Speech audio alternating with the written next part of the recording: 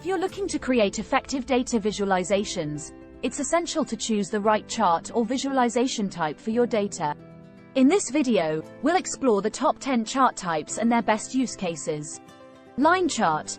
Use a line chart to display trends over time or compare changes between different datasets.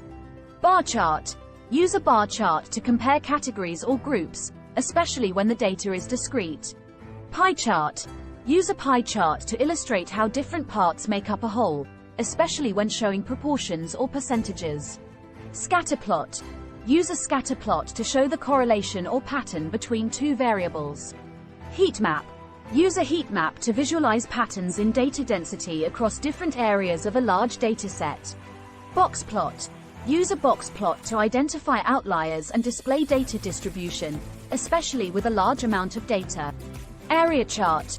Use an area chart to compare the data change over time and values of different datasets, similar to a line chart but with colored areas to differentiate data.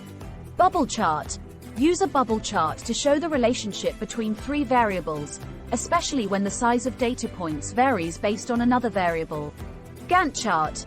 Use a Gantt chart to track a project's progress and identify potential scheduling issues, especially with many tasks and deadlines. Waterfall chart. Use a waterfall chart to show the cumulative effect of positive and negative values on a dataset, helping to visualize how different factors contribute to the overall result.